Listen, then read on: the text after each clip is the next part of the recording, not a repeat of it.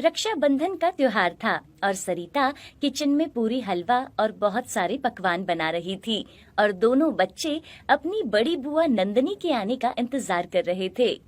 माँ, आरती बुआ कब आएगी? कितनी देर हो गई, उनको फोन करके पूछो ना वो कब आएंगी। देखो तो जरा कैसे अपनी बड़ी बुआ का इंतजार हो रहा है। और नहीं तो क्या, नंदिनी दीदी इनके लिए इतने सारे खिलौने और मिठाइयाँ जुलाती है, वरना छोटी बुआ को तो ये याद तक नहीं करते। तभी वहाँ रूपा आती है।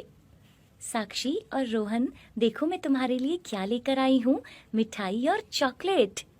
दोनों बच्चे भागकर रूपा से लिपट जाते हैं। ये तुम दोनों मिठाई और अपनी चॉकलेट खाओ। भैया, भाभी, कैसे हो आप दोनों? आ गई सस्ती सी मिठाई लेकर। 20 रुपए की राखी बांध देती है और ये है कि 1000 रुपए से कम देते ही नहीं। और मैं तो बिल्कुल ठीक हूँ। और आप अकेली ही आई, जीजा जी नहीं आए साथ में? वो भाभी घर पर दीदी भी राखी बांधने आई थी, तो मैंने उन्हें बोला कि घर पर ही रहो, जीजा जी से बातें करो, मैं ही चली जाती हूँ। रूपा, और सब कैसे हैं? तभी वहां नंदिनी भी आती है। उसके हाथ में बहुत सारे बैग थे।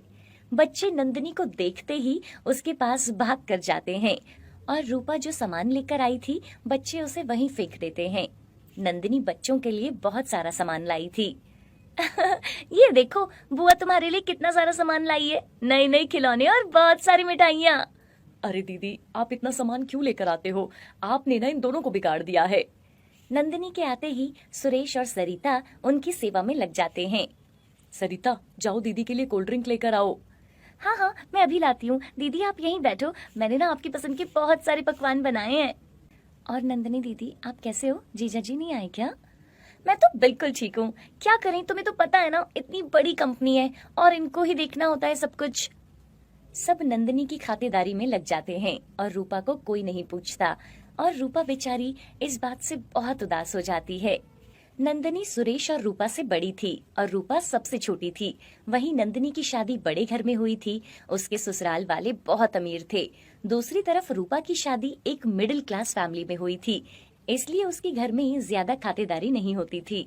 इधर नंदिनी तो आराम से कमरे में बैठ जाती है और रूपा किचन में अपनी भाभी की मदद करवाती है। फिर सब साथ में बैठकर खाना खाते हैं। चाहे कुछ भी हो, लेकिन नंदिनी दीदी के आते ही घर में अलग ही रौनक आ जाती है। और दीदी, अंकित जीजू ने जो हमारे लिए तोहफे भेजे हैं, उसके लिए ना हमारी तरफ से उन्हें धन्यवाद कह देना। सब लोग आपस में बातें कर रहे थे, लेकिन रूपा की तरफ कोई ध्यान नहीं दे रहा था, तो उसने अपने घर जाना ही उचित समझा और रूपा उसी रात घर वापस चली जाती है और नंदिनी अगले दिन सुबह अपने घर जाती है। नंदिनी के अमीर होने के कारण उसे ज्यादा अहमियत मिलती थी। इस बात को सोचकर रूपा बहुत दुखी हो जाती थी। रक्षाबंधन को बीते अभी कुछ ही दिन हुए थे कि सुरेश की अचानक तबीयत खराब हो जाती है और सरिता उसे अस्पताल में भर्ती करवाती है। डॉक्टर बताते हैं कि सुरेश की दोनों किडनियां खराब हो गई हैं और जल्दी ही उसकी किडनी ट्रांसफर करनी पड़ेगी। देखिए, हमें कोई किडनी डोनर नहीं मिल रहा, हमें जल्दी ही कुछ करना चाहिए। इनको बचाना मुश्किल है और अगर आपके परिवार में किसी का ब्लड ग्रुप इनसे मैच होता है तो आप उनसे बात कर लीजिए। सरिता का ब्लड ग्रुप सुरेश के ब्लड ग्रुप से मैच नहीं होता।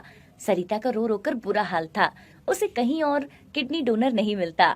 सरिता नंदिनी को फोन करती है, तभी नंदिनी अस्पताल पहुंचती है। अब क्या होगा नंदिनी दीदी? हमें कहीं भी किडनी डोनर नहीं मिला। दीदी, आपका भी तो ब्लड ग्रुप इनके ब्लड ग्रुप के साथ मैच करता है, आप ही हमारी मदद कर सकती हो। ये आप कैसी बातें कर रहे हो भाभी? मेरे ससुराल वाले इस बात के लिए कभी राजी नहीं होंगे और ये मुझे एक खरोंच तक नहीं आने देते। सॉरी भाभी, इसमें तो मैं आपकी कोई मदद नहीं कर सकती। हाँ, अगर पैसों की जरूरत हो तो मैं आपकी मदद कर सकती हूँ, लेकिन शरीर का अंग नहीं।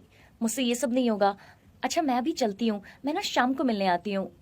नंदिनी शाम को नहीं आती और तबीयत खराब होने का बहाना बना देती है। नंदिनी को अस्पताल गए कुछ दिन बीत गए थे।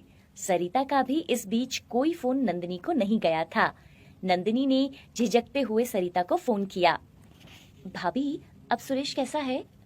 हाँ, ये अब ठीक है और हम ना घर आ गए हैं। अच्छा, मैं अभी रखती हूँ, इनकी दवाई का समय हो गया है, मुझे इनको खाना भी खिलाना है। तभी नंदिनी का पति शिवम भी नंदिनी के पास ही खड़ा था। अब ठीक है तुम्हारा भाई? हाँ, भाभी तो बोल रही है कि वो घर आ गए हैं, मैं उनसे मिलकर आती हूँ। आप भी चलोगे साथ में? अरे नहीं नहीं, मैं कैसे जा सकता हूँ, मेरी आज बहुत जरूरी मीटिंग है। ऐसा करो तुम चली जाओ। नंदिनी उनके घर जाती है। वहाँ सुरेश और रूपा कमरे में लेटे थे। मैं तुम दोनों के लिए जूस लाई हूँ, ये पी लो। क्या भाभी, अभी तो खाना खाया था, अभी मैं ये नहीं पी सकती। अरे ऐसे कैसे नहीं पियोगी, चलो थोड़ा थोड़ा करके पी लो।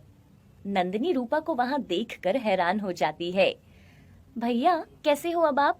देखो मैं आपके लिए बहुत सारे फ्रूट्स लेकर आई हूँ। मैं तो कब से आना चाह रही थी, लेकिन ना मेरी तबीयत खराब हो गई थी। वैसे किडनी कब ट्रांसफर की गई? उस दिन घर जाकर तो मैंने पूरा मन बना लिया था कि अपने भाई को एक किडनी डोनेट कर ही दूंगी, लेकिन मैं ना कितने दिनों से बीमार थी, फोन तक नहीं कर पाई आपको। कोई बात नहीं नंदिनी दीदी, आप यहाँ पे बैठो, मैं रूपा दीदी को दवाई दे आती हूँ। रूपा, उसको क्या हो गया? रूपा दीदी ने ही तो इनको किडनी डोनेट की है। उस दिन जब मैंने रूपा को फोन किया और बताया कि तुम्हारे भाई अस्पताल में हैं, तो रूपा दीदी उसी समय वहां आ गई। यहाँ आकर जब मैंने इनको बताया कि इनको किडनी डोनर नहीं मिल रहा, तो दीदी ने कहा कि वो अपनी किडनी देकर अपने भाई की जान बचा लेंगी। दीदी आप कुछ लेंगी क्या? रूपा चलो ये दवाई खा लो और फिर आराम करो। अच्छा ठीक है, मैं अभी चलती हूँ, फिर किसी और दिन आऊंगी। अच्छा भैया, ठीक है रूपा, अपना ध्यान रखो, मैं चलती हूँ। और नंदिनी वहां से चुपचाप अपने घर चली जाती है। अब रूपा सरिता और सुरेश और बच्चों की लाडली बन जाती है, क्योंकि उसने अपने भाई को बांधी हुई राखी का असली फर्ज निभाया था।